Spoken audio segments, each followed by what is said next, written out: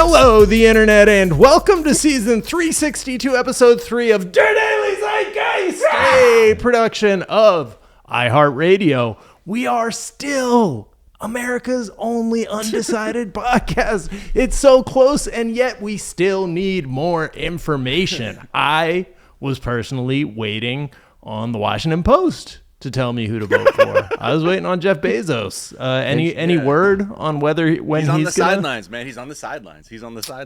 So all right. Well, in addition to just trying to make up our mind about this dang election, this is a podcast where we take a deep dive into America's shared consciousness, and it is Wednesday, October 30th, 2024, All Hallows Eve. What does that mean? Oh, well, guess what? It's National Publicist Day. Whee! Thank you. And thank you. And that's every day is a National Publicist Day for me. As far as I'm concerned, they're the cream of the crop, the best people that we've got. Yes. It's also National Candy Corn Day and National Wicked Day. Wicked, mate. But it's for the musical. Wicked, like Wicked Pissa? Nah, it's for Wicked the musical, bro. Oh, Wicked the musical. Yeah, which I'm told gonna be a big hit. I can't wait to get. A lot of people are very excited for that. I'm getting the BO prediction from our guest, who is a bit of a cinema head. Yeah. There's a word for that. Celluloid freak. Yeah, celluloid freak is the one. All right, my name is JackO'Brien, aka Eat Mouse, dun dun dun. It's the future of our meat. Eat mouse, dun dun dun. Tender, juicy, and so sweet. Eat mouse. It's sustainable and free. Eat mouse. You can pluck them off the street. That one, courtesy of Blinky Heck on the Discord, shouts out to Blinky Heck in reference to the conversation we had about James Carville and how we suspect he probably consumes, would you say, 3 to 4 mice at every meal? Who, James Carville? Who, James Carville? Yo, he'd like to eat at least 5 mouse meats per meal. Yeah, that's called protein, baby. And I think we settled on he extrudes the waste as pellets, like an owl, right? Oh, I don't know if I got. Maybe I missed that part. We definitely know he has a throat beak that he. Yes, he has a throat beak like a squid. Usually just sits in a bog, like up to his eyes in bog water, and just watches for little critters to come back. Exactly. Yeah, they're delicious. Yeah. Does he have a gizzard too? Oh. Don't gizzards help digest skeletons? Oh, he the old gizzard lizard, if you know what I'm saying. 3 gizzards. Yeah. His favorite band is King Gizzard and the Lizard Wizard. King Gizzard, the Lizard Wizard. The Gizzard of Oz. Going too hard, I think. Sequel to Wicked. Yeah. Or Gicked. Thank you. I would like to hire you for my team, my publicist team. A wordplay like that, you don't come around too often now. That's called world class. That's world class. I'm thrilled to be joined, as always, by my co-host, Mr. Miles Gray. Oh, it's Miles Gray, a.k.a. And I said, what about anger management? He said, I think I remember the film, and as I recall, I walked out halfway through it, and I said, well, you're a real son of a bitch. You're a real tough guy, huh? You're walking out of anger management? Just shut the fuck up. All right, shout out Bottles and Fans. Just clap your hands on the Discord for that wonderful Breakfast at Tiffany's Deep Something. Miles, we are thrilled to be joined in our third seat by a very talented writer, stand-up comedian, co-host of the Bechdel Cast, one of the great film podcasts. They also happen to have a master's degree in film, the most anagrammable name in the English language. Absolutely. So if you've been given their name in a jumble of out-of-order Scrabble tiles, you may know them as Lauren D. Titanic or Nine-Tit Dracula, but to us, they will always be Latin Dancer UTI! Latin Dancer UTI! A.k.a. Caitlin Durante! Yes! Every time. It's Nine-Tit Dracula season. That is true. That's true. Spooky season, so I would request that you refer to me as Nine-Tit. Okay. All right. Okay, Nine-Tit. Nine-Tit. Hey, so what's new, Nine-Tit? Anything cool going on with you? I think, now that we're a video podcast, like, we got to have that, like, toxic energy, you know? Yeah, what's up, 9-tit? How's What's it up, going? dude? Just Yeah. drinking my daddy's seltzer or whatever that Let's shit go. people Let's always- go. Daddy Seltzer, let's go. I'm just going to say let's go 1,000 times. Oh, man. I went as a two-tit Dracula, as a gosh dang Dracula to a Halloween party over the weekend, and I went just like a little bit over made up, and like my costume was a little bit not. It wasn't on tone for the party. The party was more of a glam party with like Halloween accents, and I was just a whole ass dang Dracula. No. What's that? Okay, I forget who it is, but they tweeted a picture of themselves dressed as the Babadook. Yes. Yes, I refer to it as that. I almost went a full Babadook at the wine party over the weekend. It wasn't all the way there. Katie Dippold's still the king or queen of that. That's the best tweet, I think.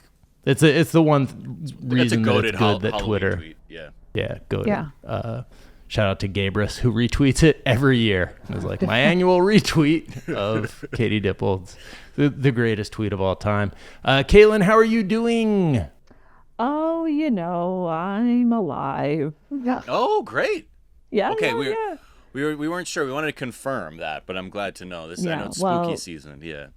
I'm alive. I'm not yet undead as 9-tit Dracula. So All right. Well, Caitlin, we're going to get to know you a little bit better in a moment. First, a couple of the things that we're talking about on this, our inaugural video episode, which is dropping on Friday. We swear to God, it is dropping. I swear to God, you guys.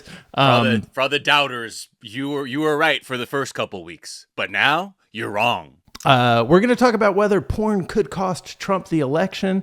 Probably not. But we will look at a fun new political ad where a Republican just appears while a guy's jacking off in his room and tells him to stop jacking off. And then he doesn't. I can't tell. Like he doesn't seem to. We're going to talk about how the racists, fascists are no longer holding back. It's just like they've been having this conversation together but in private rooms, aka on their podcasts forever, and then now they're like going on CNN and just saying the wildest, most racist shit, and it's not going over so well. So we'll talk about that. We'll have to maybe talk about Jeff Bezos's sick op-ed about why no endorsement this time around. It's actually like the media's fault. It's not his fault. It's the media's fault, and it's the readers' fault. But it certainly can't be his. And we'll talk about why the World Series, taking out of it anything that's happening on the baseball field during the play, which the Dodgers are winning pretty handily, has just been a weird look for the city of New York. We're going to look at two opening acts. We're going to look at Ice Cube opening for the Dodgers and Fat Joe coming out opening up for the Yankees. And just who won that? We'll take a look at the Vatican's new anime-style Funko Pop-friendly mascot, Subway being sued for skimping on meats, all of that, plenty more. But first, Caitlin, we do like to ask our guests, what is something from your search history that's revealing about who you are? I looked up flights to London to see if I could go and if it would make sense to go and be affordable to go, which it's not for me to go see Paddington 3 in the UK because it opens like 2 months before it does in the US, which is soon. It opens in the UK on November 8th.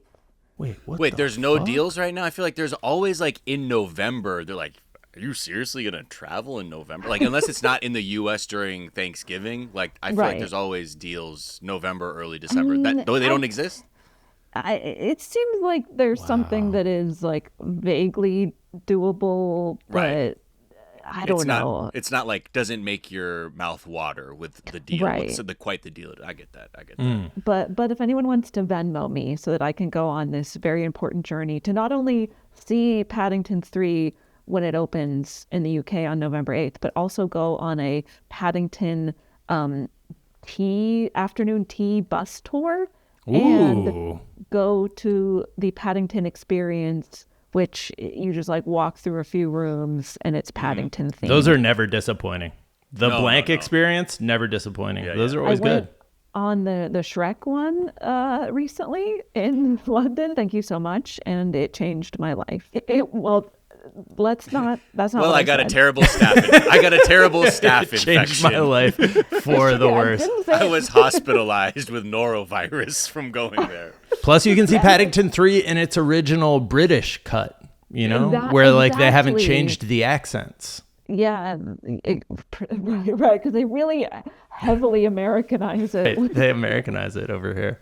Yeah. That's not marmalade he's eating when he's over in England. No, And it's Jif. You could tell us Jif what it peanut is. butter, man. That's right. It's what Jif- is- It's Jet Puff. What is something, Caitlin, you think is underrated? Okay, this is less an underrated thing and more something that just doesn't really exist yet that I think should exist Okay. is adult trick-or-treating. Oh, you're saying no, meaning don't have someone give you a weird look when you're an adult, being like trick or treat, man.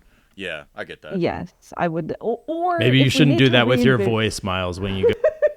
Hey, I'm a little kid. Man. I'm just a little guy. You got any beer? Trick or treat, brother. Got any beer? Here's the thing. I know it's creepy for an adult to show up at other adults' house and demand candy. So if we need to re-envision trick-or-treating as adults, I am happy to do yeah. that. But I think, like, I want a whole bucket full of, like, an assortment of different candies. Because, sure, I can go out and buy some candy, but it's going to be, like, just like one type of candy. Even Yeah. with like the variety bags, Yeah. it's still like by brand. Yeah. Still a bunch So of I Mr. want Beast. a Says who? whole- Fuck that. So what I'm gonna do, I think, is throw a party. Everyone's invited. All the Okay. listeners, Ooh. come on world. down. Yeah, Fun. Worldwide invite. Zeitgeist stock. right. That was supposed to be like Woodstock, but it didn't really. We'll workshop that. You off. get it. Yeah. Yeah. Zeitgeist perfect. Fest. Zeitfest. Zeitapalooza. Zeitapalooza. Yeah. There it is. God damn it. Why am I so bad at this? Sorry. And why are you so good? Because I'm an only child and I grew up Sorry. talking to myself. And fantasizing about going to Lollapalooza. Pazuza. which takes place in my one-bedroom apartment. Wait, so everyone's But- invited. What's going on? So we're all So invited. you got to bring a type of candy, and then but enough for everyone, and then we all trick or treat amongst each other. I was saying it would be cool if there were like neighborhoods that are like, yo, this is 21 and over. Like, Yeah. so the shit you're Okay, about to that's a get better door to idea. door is like for adults. So you can have a lot of fun with it. You know what I mean? But like a block party. Yeah. That's That what, kind okay. of happens, like our neighborhood. There are the fun houses that will like give out like Oh, shots to the adults. Yeah. And then the adults will be like a little bit drunk, a little bit too drunk in some cases, walking around with their kids, giving me hugs when I've only met them like once before. When you met them just now. Yeah. Come here, dude. I'm a hugger. All I'm not right. actually Batman. Sure you are. Yeah. It's This is real blood on my face, though.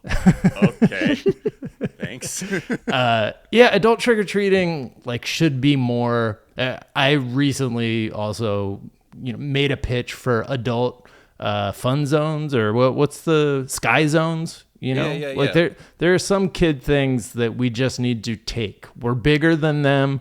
We can Exactly. physically wrest it from their control. The sky zone and trick-or-treating look too fun to just leave it to kids, Yeah. Strong I arm agree. robbery. Sounds great. That's right. But I do like that you would leave it candy, because that's fun. Because Yeah. yeah. I mean, you can make it, super producer Victor mentioned edibles. Yeah. Oh, of course he did. Gummies. Well, or- all candy should be edible, I think, right? Is that we're very naive on this podcast. Hold on. What do you mean? No? Wait, are you one of these druggies, producer Victor? Oh no. Okay, well, we're going to have a talk. Yeah. It's just not a path I want to see you go Hey, down. where do you Victor. get that? Wait, where do you get that? Where do you get that? Let me know. But as a square, I want just regular ass Yeah. candy. Yeah. I'm a super square. I would love regular ass candy, so I don't have to just I don't steal it from my kids, but like I do take their Halloween candy and like put it somewhere where they're gonna kind of forget about it, so that like a month later, I just then have like an evening where I'm like, God, that's Jack. I told that you, candy he's squirrely. just sitting He's there, squirrely. boy. He like to bury it like that an candy acorn. just sitting there, looking at me in your eyes. Yeah. Anyways, what, Caitlin, is something you think is overrated? Well, I know that it's National Candy Corn Day, but candy corn is the most overrated thing that's ever happened. Oh my God. This happens every year. We lose about 10% of our audience whenever we do this every October. We're down to about 15 people, and I'm sorry, but it's to speak my truth, it's so disgusting. Is it for you disgusting? Is it underwhelming? Is it a mix of everything? It's not, to me, it's not edible. Speaking of candy that is not edible, I'm eating sugary wax that looks like shit and it tastes like shit. I hate it. Boom. I mean, your shit is cooler looking than mine. I'm an icing bitch. I will eat the icing off your cake. Even if you didn't ask. Even if you didn't ask, I will. Just like you shouldn't have left it unguarded like that. And I think of candy corn as basically hardened icing, as opposed to the wax, which does kind of fuck it up if you think about it too much. Either way, it's like, hey man, what if you recontextualize it as old ass icing? Yeah, and that's how I get into it. Yummy. Yeah, I like sugar. What could I say? Yeah. But it's buttery. It is buttery. It's buttery sugar. Maybe I just need to like have like a bespoke candy corn, like the shit that's like extruded from machines, like by the millions. No, if like a nice handcrafted candy corn, like a hand rolled one, I'd be open to that, and I'd probably end up offending them by being like, "Oh, fucking shit. This is also shit. So bad. Are you fucking dumb?" Yeah. All right. Let's take a quick break. Yeah. We'll come back and we'll talk about porn and the upcoming election. We'll be right back. Yes.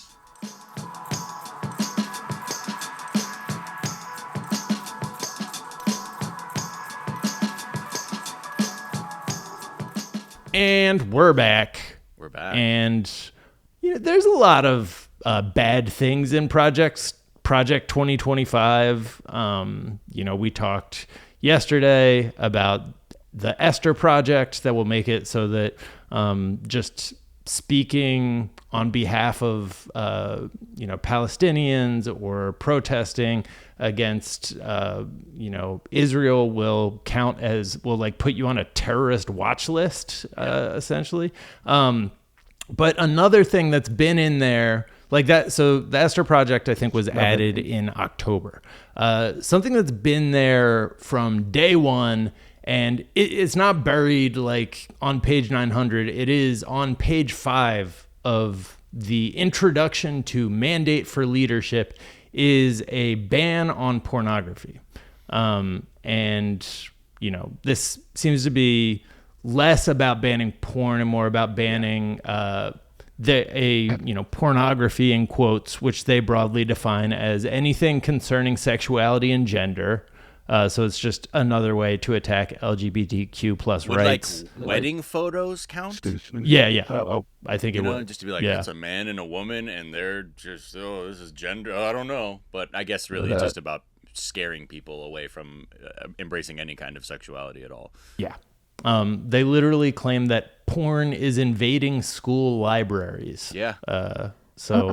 It's not like any definition of pornography I'm familiar with. Was there like a thing, and I hate to be so depraved so early in the morning, but like there was like that book in your school library where there was a naked person picture, even though it's probably a medical diagram? You're like, dude, get over here, get over here. You mean Grey's Anatomy? Maybe. I just remember there was like... you mean anatomy book? Yeah, it was just very basic. People were like, dude, the guy's dick is in this book. Oh my God. It wasn't porn, but it was a medical journal. But anyway. Wait, was the book called Grey's Anatomy, or is that just the name of the show? I thought they named the show. Called Grey's there is Anatomy. Called. And is the premise that her mom wrote that book? Is that the premise of the TV show Grey's Anatomy, or just coincidence that she has the same last name? I think that's just a pun, right? Okay, Got it. Yeah. Yeah. And it begs the question, where is the spin-off / remake called 50 Shades of Grey's Anatomy. Wow. Yeah. Grey's Anatomy, you and Dupree. We could just keep doing this. All right. So this week, a Democratic PAC released an ad in which a dude is about to jack off. Whoa! Don't spoil it. Don't spoil it. All right. Yeah. We can watch the ad. Let's check it out. I just want to know what it's like. Okay. Just here it is. Let's embrace this ad. Oh! Whoa. Sorry. Yeah. You can't do that. What the hell, man? How'd you get in here? I'm your This Republican guy just interrupted congressman. him. Now that we're in charge, we're banning porn nationwide. You can't tell me what to do. Get out of my bedroom, you creep. I won the last election, Is so he it's my still decision. jacking off there? I'm just gonna watch and make sure you don't finish illegally.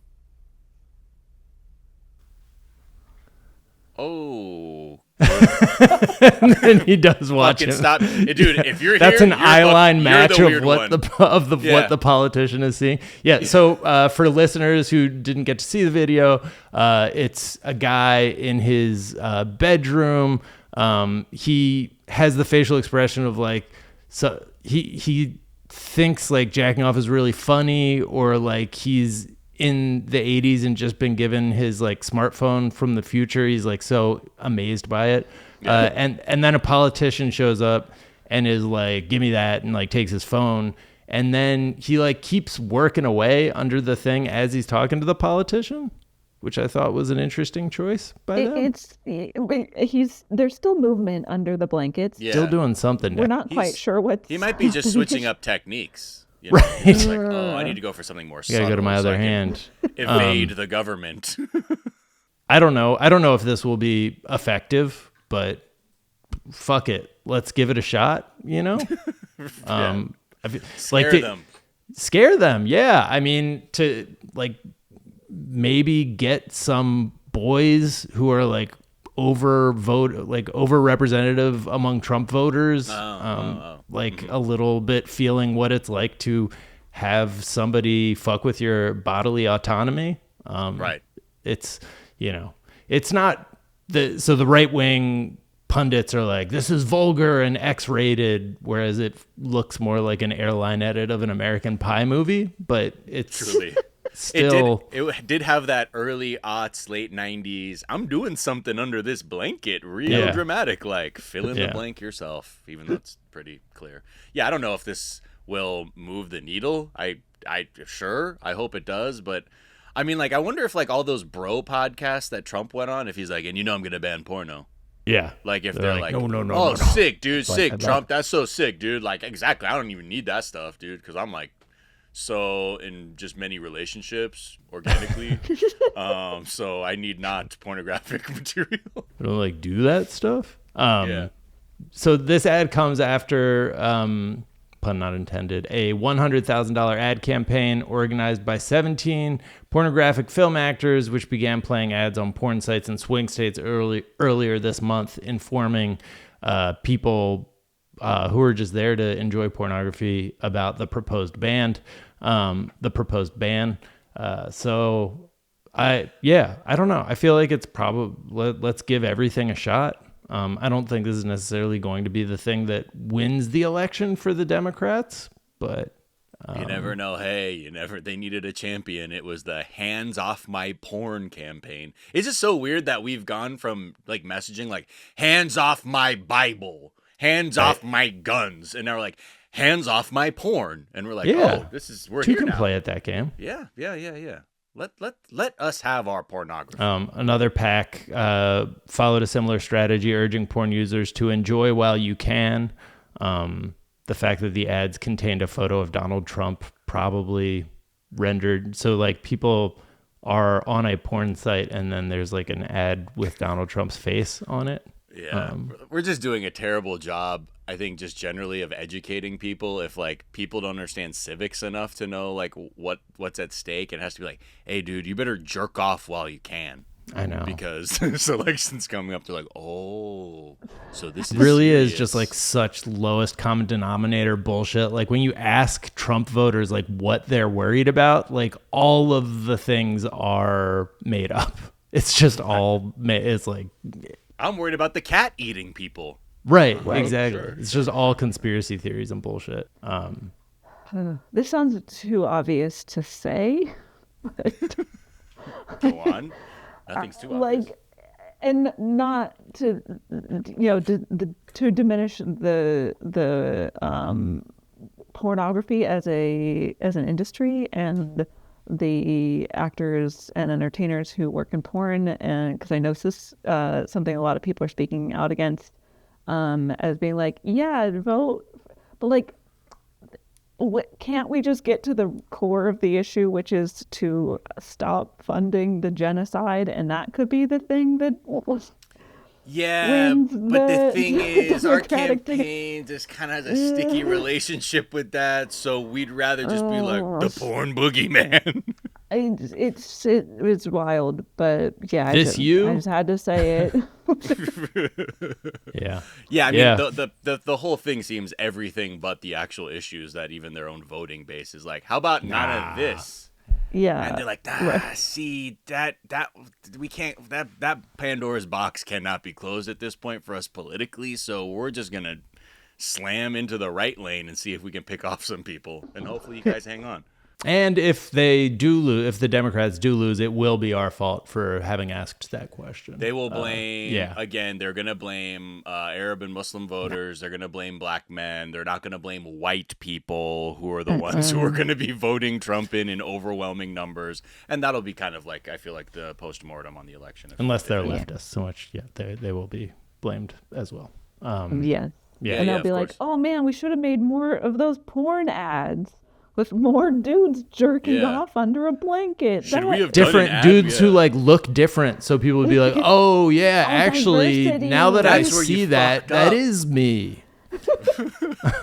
Yeah, get people of all genders jerk off to porn. Why is it just this really? white guy? I think it's Morris looking guy. It's because everything's white guys. Still. It's Right. okay. It's all white guys. all the Anyway, way get down. it in while you can, I guess.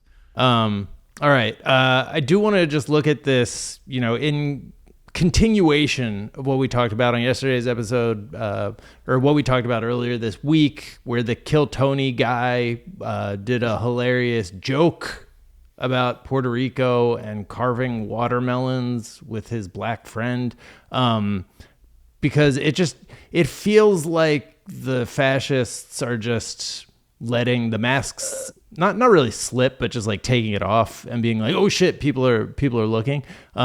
So there was a panel on CNN yesterday. This guy Ryan Gerdusky told Mehdi Hassan, I hope your beeper doesn't go off, after Mehdi Hassan said, I support the rights of Palestinian people.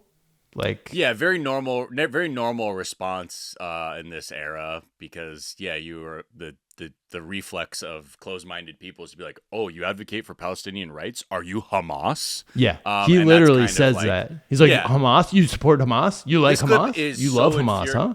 So infuriating, but again, I think, like, to your point, we're just in that phase right now where people literally don't give a fuck. They're like, I'm a vile racist bigot, and I'm just gonna say stuff, and like, you're gonna have to deal with it.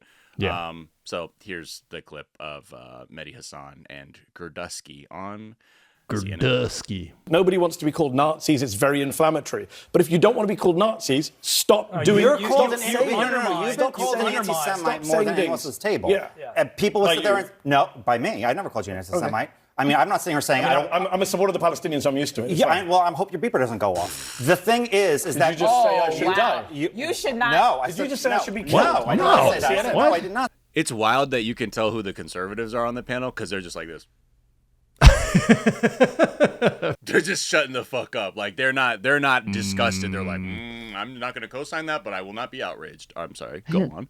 Say Hold on. that. Did your guest just Let me- say I No, I should be did killed not. What did you on just live say? TV? I said I hope Guys, you're. let me just stop. You said you Let hope me- my beeper doesn't go off. Because you sound like a Stop big that supporter right now. Of the Palestinians. Guys, Of Hamas. Guys, I let me said stop. Palestinians. Are you a supporter Am I of what? Hamas? No, of course I'm not. Palestinians saying are that. not- I Are apologize. you a Then I racist, apologize. violent person Then I inciting apologize. violence against me? Ryan, That's disgusting. that is completely. No, I apologize. Good that job, is CNN. completely Look at this look. First out block of say the pocket. Muslim guy You should know be that. blown I up Look at his. on TV. Look at his Don't eyes. say, Wow. don't say. He Then said, I wow. apologize. You literally. I thought he said accused Hamas. him- I You didn't think I said Hamas. No, I you said I didn't. supported Yes, Palestinians. Why? Because when This you is hear said like Hamas. it's so chaotic. I mean, that's really the main part Yeah. of it. He definitely looks like one of those guys who makes a terrible joke and then doubles down, but is realizing in real time it's like, dude, you totally just fucked up right there. And Yeah. he's like, is it?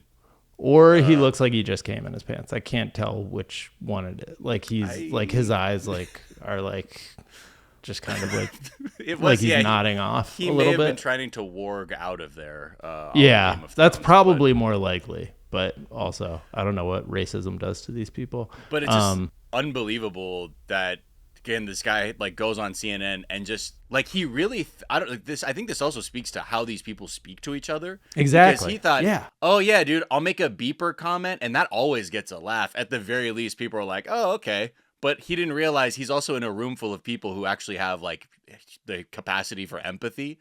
And they're like, dude, that is beyond the pale. Like, what are you even saying? He's like, I'm sorry. I thought he said he was Hamas. And so then it would be like, even the logic of his apology is very, very off. Yeah. Because he's After off he got person. kicked off CNN, he went on social media and complained that like CNN can't take a joke. So like, what was the joke that people who look like Mehdi Hassan are being systematically slaughtered with state-sponsored terrorism with the consent of the mainstream media, and you're like making fun of him for that? Yeah. Like that's the Sorry, I made reference to a terrorist attack and mass maiming. Is it that was not a comedy? is that Okay, I'm sorry. So can I get notes then? What should I have said there? But still had to be like a pager-centric joke. Yeah. Just nonsense. Yeah, he really... You can stay on CNN. Like, he's doing this whole thing. He's like, he went on his Substack. So you've been banned from cable news. My best advice for future conservatives dealing with a double standard. Wow, yeah. And that really wasn't fair. I mean, I don't know. Fair. He's the one. In all fairness to him, I think the news coverage doesn't quite extend humanity to Palestinian people. So maybe he thought he was like, He's like, we're amongst yeah, wait, what? what? Y'all don't talk. Wait, okay, so I'm the bad guy now? I've watched Wait, it. the way you guys covered that story seemed like you didn't have that big a problem with it. Like, so Sorry. yeah. Yeah. Just a very. But yeah, CNN was like, okay, we'll make an example of him while not having to deal with our own shit about how we just didn't. And next up, our guest is going to be the youngest Grand Wizard of the Ku Klux Klan. We're gonna just get in their mind a little bit and see what they think about it. Just a really young upstart. Like, Yeah. okay. Yeah, I don't know. It's meanwhile the mainstream media spent like the last couple weeks, I feel like, normalizing Trump, talking about how good his numbers are with different voting blocks, different minority voting blocks, emphasizing how cool the McDonald's stunt was. Like, I don't know. Right. We're on the verge of like outright open fascism, and they're like, man, did pretending to be a fry cook just win Trump the election? And then, yeah, I don't know. I just like, if he wins, I don't know what that does to what people are like. Like, what will these people just be more and more willing to come out and say shit like this? And what does that do? I mean, we saw that once Trump took office, but Yeah. Nine Tit, what's your take on this?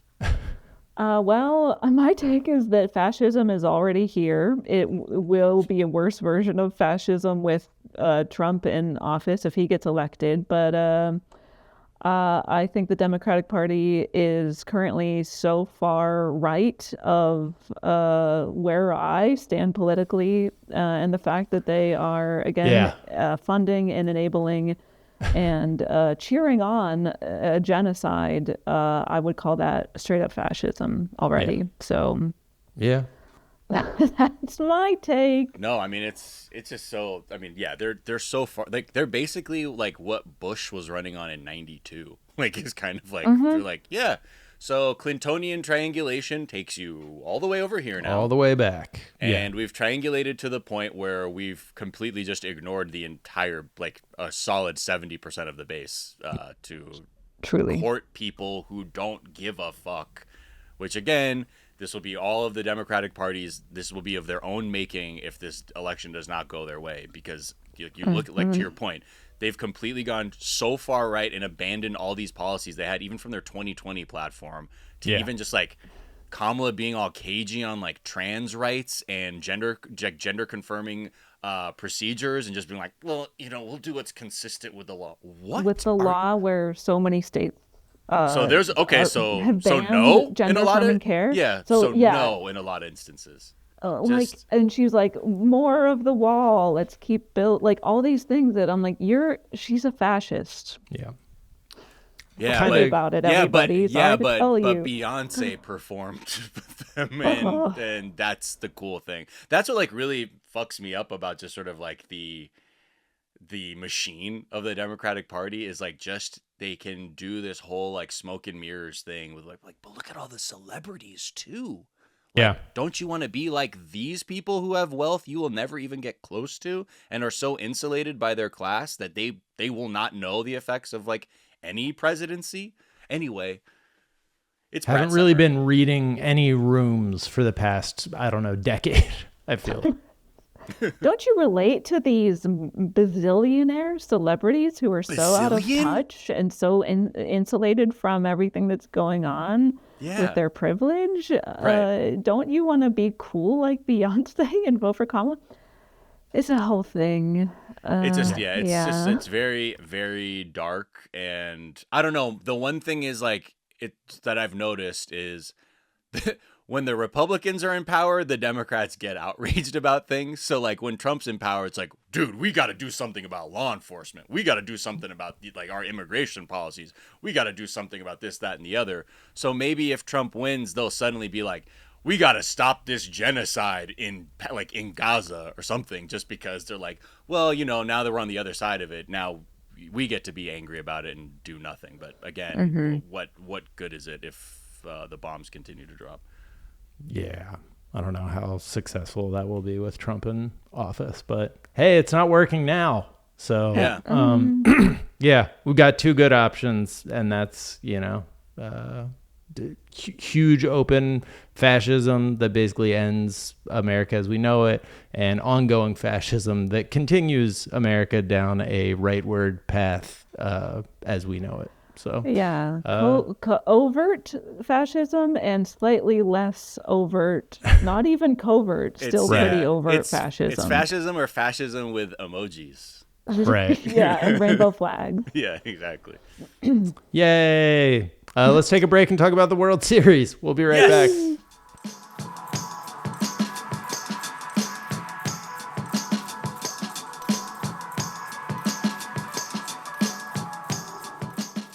And we're back. We're back. And by the time you hear this, see this, the World Series itself Could may be over. Yeah, Oh could my be. God.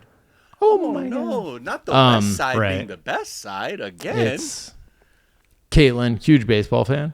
Oh, I love it. It's my favorite sport. I've watched all the games I know. that have I ever know. happened in Every history of baseball game sport. that's ever Every happened? single one. Wow. You're like I that love- lady who, like, recorded, like, broadcast television for 20 years. Like, She's that like, I gotta get documentary's caught coming up. out. I've seen every single game. I'm over here TiVoing. TiVo? Can't stop it. Once they invented TiVo, you couldn't switch to the new one because you're already, double down on the Don't fix things. I paid Got for a 20 house year full of subscription. TiVos. Yeah. Yes. Yeah, I love it. I love first base. Love second base. wow. But I was going to ask. Yeah, let's all name our favorite bases. Well, I'm talking about porn again. Sorry. Okay, good. Yeah, And I was too, and first base is my favorite in For me, porn. I love fifth base. Ooh. Whoa, Yep. kinky. Yeah. Is that when you're in the dugout and Fat Joe walks out? Exactly. And you got a Woody. All right. So, I mean, one of the reasons that this World Series was eagerly anticipated is because there is a long and storied rivalry between New York and Los Angeles in culture, in rap, in baseball. Like these teams have played more than any other team.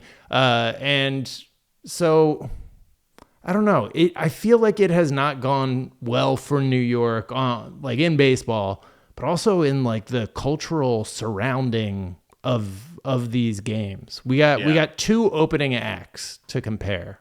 Right. So behind door A, door LA, game 2 in Dodger Stadium, we had Ice Cube coming out and performing Bow Down. Make some noise and throw up your was so good. For the West Coast Don, Ice Cube.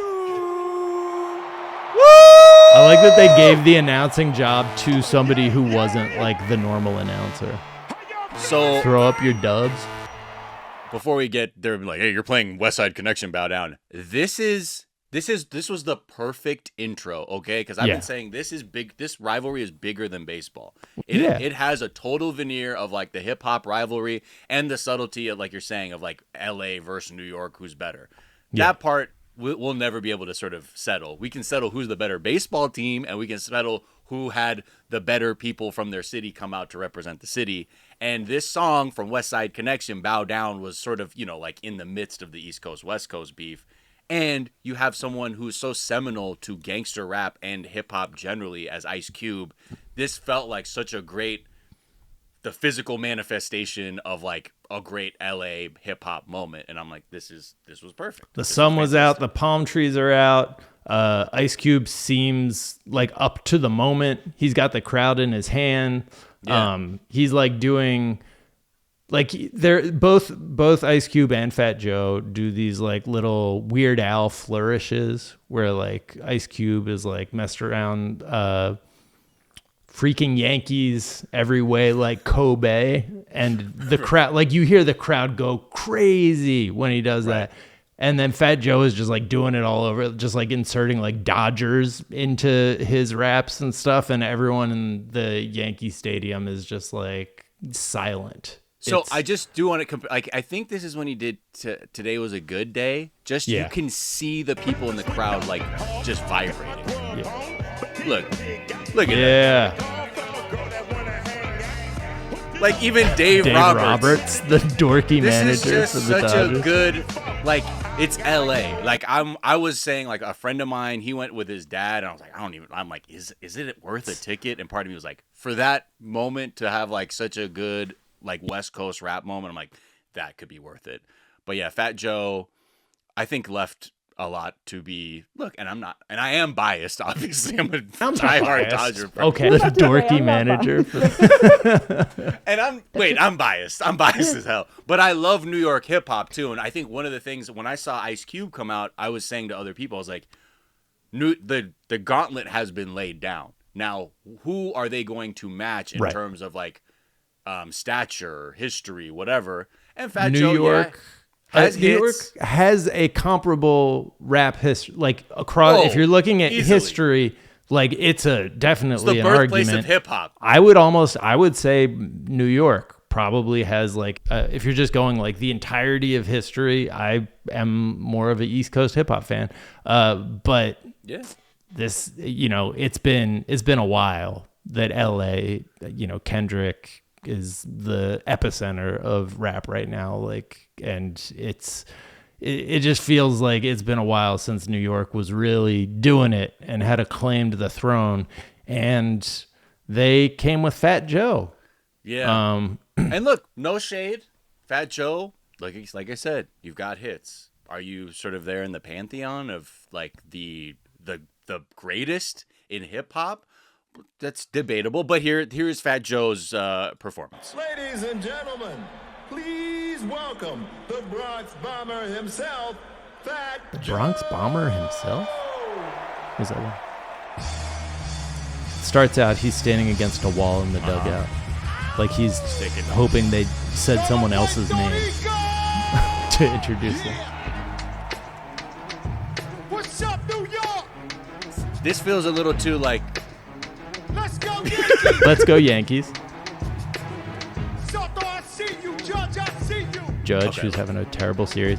He also goes on to say that he's the ghost of Babe Ruth, the Bronx Bomber himself. So he had the same copy as the guy who introduced him, I think, because he calls himself the Bronx Bomber himself. I mean, isn't the Bronx Bombers just a reference to the team? Was there ever one player that was the Bronx Bomber? I think he probably just like added that to his aura, to his, list of nicknames.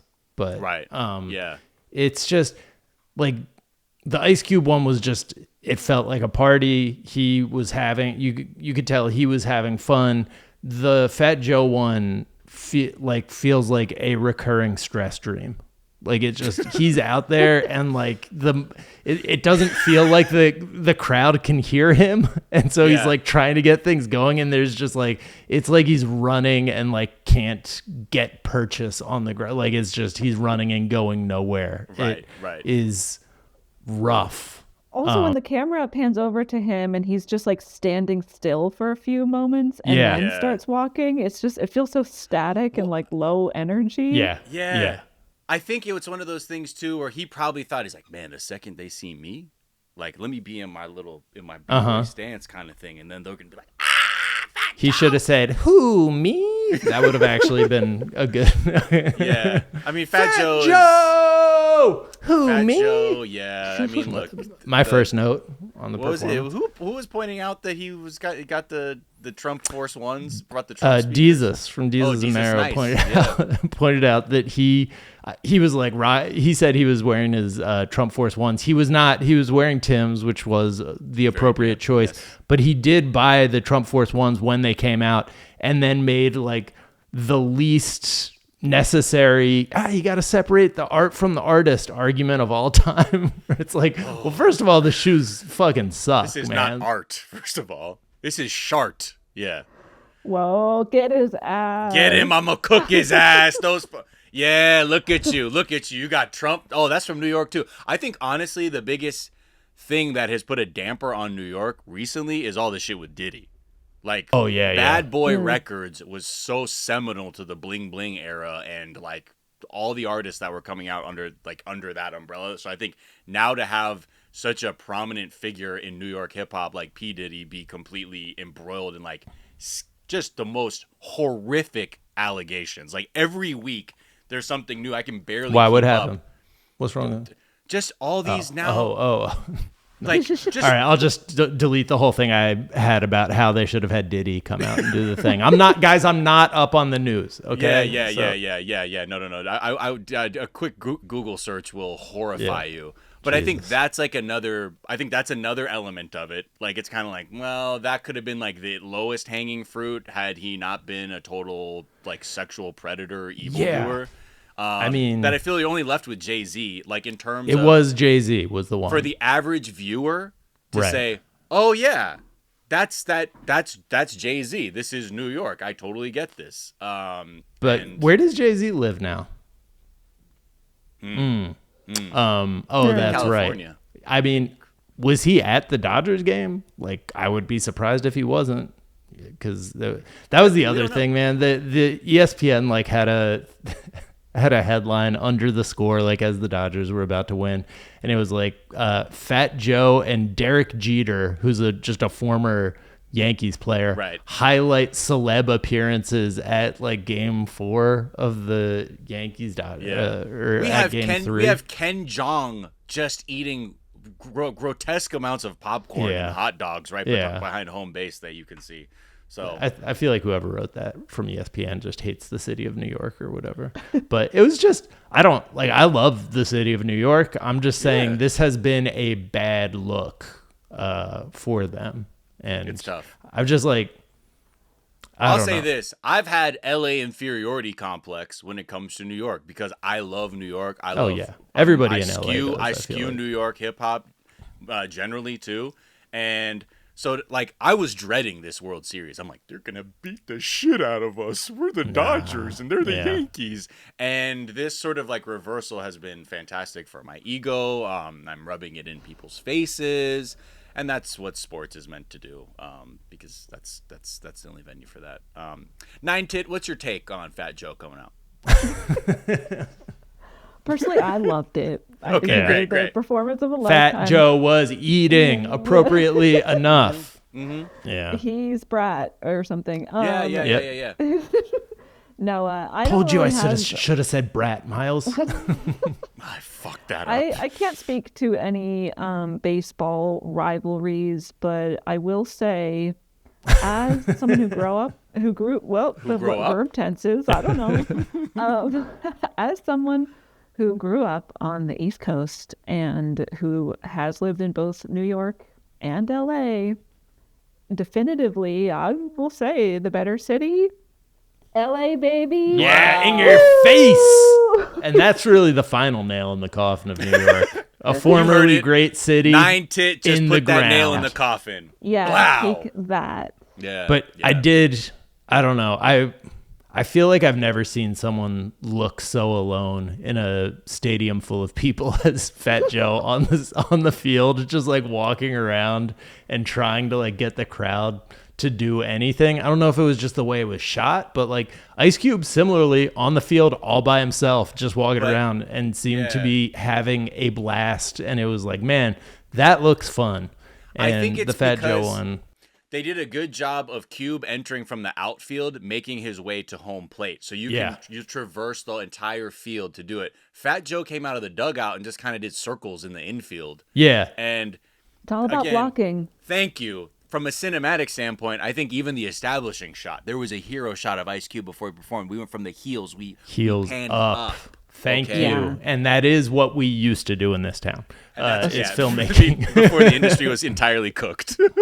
Yeah. Whereas Fat Joe came from the dugout, walked up and just like started turning around in the infield, kind of looking like that shot in Die Hard 3 where he like realizes there's a sniper in Yankee Stadium and is like spinning around and like freaking out. And the like, guy's that's like, kind of what, the 9. Yeah, when he's speaking in German, I think. Yeah. To shoot him, Wow. yeah. That's weird that we both have that so indelibly burnt into our memories. We're called sad dudes in their 40s. Welcome back to Sad Dudes in Their 40s. Anyway, guess what? We're talking about Die Hard with a Vengeance again. A movie podcast where we only talk about 3 movies. It's Rocky 4, it's Die Hard 3, and Speed, y'all. We have pretty good movies. I mean, we kind of nailed it with There's our a really good picks. Speed podcast out right now. That's like 50 episodes, and it's all about the film, like from the most microscopic details about like who, like Christopher Walken could have been the Dennis Hopper character, and Charlie Sheen could have been Keanu Reeves. What? And it was it was like the momentum off of like Hot Shots and shit that they're like, yo, Picture the Charlie Sheen in there. Like that would have been with a different, Christopher much Walken? worse movie. Yeah. Don't fuck with Daddy. Wow. Shout out to. Yeah. I didn't realize how important he was until you just said Charlie Sheen could have been the hero from that. Like you would have just like felt weird for Sandra Bullock, you know? You would have been like, oh. Right. The line Is read she of, okay? It was cans. Yeah. Would have been so different with Charlie Sheen. Oh, wow. Cans. I'm sorry, Jack. Harry couldn't make it. Yeah. Whoa. I feel like he would have been fine. Like Walken would have pulled that off. Oh yeah, he would have killed. I mean, those lines would hit harder when when Dennis Hopper says like, "Oh, I'm sorry, Jack. Harry didn't make it," and we knew he blew up in that one booby trapped house. It's like, wow, get a cheap gold watch. All right. Well, Caitlin Durante, what a pleasure having you for this episode of the Daily Zeitgeist. Where can people find you, follow you, all that good stuff? Oh my gosh, you can follow me on Instagram at Caitlin Durante. You can come see me do stand-up if you live in the Boston area. Boo. Wee woo, wee woo. Oh, yeah. No, go do it. Whoa, we like Boston. Yeah, we like Boston. Yeah, I those do Red like Sox Boston. Yeah. Or something. Yeah. Oh, wow. So you've been doing prep? So you're Someone's ready been for watching for every show. single game this season. The Red Sox or whatever? I am doing shows on November 16th. You can find information about that on my website, CaitlinDurante.com. Or just Boston.com. Or just go to Boston.com and / you'll find... Yeah. But yeah, please come out to those shows and watch me fumble my way through a stand-up set very rustily because I haven't done stand-up in a little while. But it'll be so cool and fun, actually. Check out the Bechdel Cast, my movie podcast, where we have done an episode about Speed. Wow. But Die Hard 3, not so much. Wow. And that's New York City erasure, actually. Yeah. And that's proof that New York is I don't even know fucked. who the women are in that film that would even talk. There's I can already tell you. one of the bad guys is woman, and she, I believe, is mute, like doesn't speak the entire film. Oh yeah, unless she's like having rough sex with Jeremy Irons. Yeah. I feel like. Yeah. Whoa, I hated. Anyway, y'all should think all about that that. for the Bechdel Cast. If you want, we can come on. It sounds like a good one. Yeah, come. You're both welcome to come on. Come that on, episode. yeah. Come to a Zoom meeting where we won't be there. You just record yourselves and do your worst. But yeah, that's where you can follow me. Great. And is there a work of media that you've been enjoying? I'm gonna promote someone's Instagram account. Hell yeah. Vinny Thomas, his Instagram handle is at VINN_AYY. He's one of my favorite comedians, and not me being like, oh, check out this man comedian. But that is what I'm doing. He's very funny, and I love what he does over there. So check out Vinny Thomas. Nice. You know? Yeah. Yeah. Vinny Thomas. Hey, Vinny. Vinny. Hey, Miles Gray. Where can Yes. people find you? Is there a work of media that you've been I feel enjoying? like I'm in trouble. You said my whole name. Yeah, you can find me on Twitter and Instagram at Miles of Gray. Obviously, if you want to hear basketball talk from Jack and I, we do that on Jack and Miles Got Mad Boosties. Mad Boosties. Or Miles and Jack Got Mad Boosties. Boosties. It all depends. It all depends. And I'm also talking about 90 Day Fiancé on 420 Day Fiancé. A couple tweets I like. First one, Josh Gondelman. I love you, Josh Gondelman. At Josh Gondelman tweeted, "It's important to remind the Yankee fans in your life that there is precedent for a team coming back from down 0-3 in a playoff series. They need and love to hear it." Shout out to those Red Sox. And let's see, one more is, this one, because we were just talking about Speed, from at Cola Wars veteran. They tweeted this. It says, "Today I learned that the Swedish word for speed is fart." So it says like max fart 5, fart control 2 to 12 kilometers. So, timely. Yeah, the timely. Keanu film called Fart. It's called and Fart. it was almost called Fart in America and was almost about a bus that would blow up if anybody farted on it. But everybody they had to hold their farts in. Mm-hmm. Anyways, can we edit that out? Because I actually want to write that into a screenplay. That's pretty good. Yeah, that's actually load that really up in good. ChatGPT. That's actually good. fucking really good. If you need to consult, perhaps someone with a master's degree in Yeah. screenwriting, you can hit me up. And I think they're only asking for a story by credit, right, Caitlin? You're not trying to have the whole thing, but I'm just going to do a global replace of Speed with Fart. I think it'll translate otherwise. Let's see. Some tweets I've been enjoying. Richard at Richard_normal on what the experience of being an NBA fan is these days. Every game in the NBA is between two frauds. If you lose, your fraudulence is proven. If you win, you've won against a fraud and thus have proven nothing. Which it is just, that's how it feels sometimes. Bunch of frauds, yeah. Bunch of frauds. They're frauds. And then Nikki Nasty at Nicola Phi on Twitter tweeted, "Anxiety is so crazy because why do I have diarrhea? Because I'm scared of something that hasn't happened yet. What purpose does this diarrhea serve evolutionarily?" I ask myself that question very often. You're lighter. There it is. You can find me on Twitter at Jack_O'Brien. You can find us on Twitter at Daily Zeitgeist. We're at The Daily Zeitgeist on Instagram. We have a Facebook fan page and a website, dailyzeitgeist.com, where we post our episodes and our footnotes, where we link off to the information that we talked about in today's episode, as well as a song that we think you might enjoy, Miles. What's a song people might enjoy? So I'm biased and ignorant, and I only knew like 2 Bonnie Raitt songs ever in my life. This is not where I thought that was going. I thought you were going to recommend like a New York hip hop song. No, I'm sorry. I have to. I just stumbled upon like some old school Bonnie Raitt. And I was Old like, school Yo, you got some little soul, and there's something nice about this. So this track is called "Thank You." It's the 2008 remaster of this Bonnie Raitt track. And yeah, I know many people are like, you didn't know about this. I'm like, no, I didn't. I only knew just again the something to talk about, or the other like kind of mega hits. Let's that give them them something. That album was one of the album Nick of Time, which also a great Johnny Depp movie featuring Christopher Walken. Exactly. Gotta save your kids. But anyway, this is it. Bonnie Raitt, thank you. Yeah, Nick of Time by Bonnie Raitt was one of the, like, that and Anita Baker and Sade. There were like 3 tapes that were always in my parents' car. And we just listened to them over and over, and those are them. Anyways, we will link off to that in the footnotes. The Daily Zeitgeist is a production of iHeartRadio. For more podcasts from iHeartRadio, visit the iHeartRadio app, Apple Podcast, or wherever you listen to your favorite shows. That's going to do it for us this morning. We're back this afternoon to tell you what is trending, and we will talk to y'all then. Bye. Bye.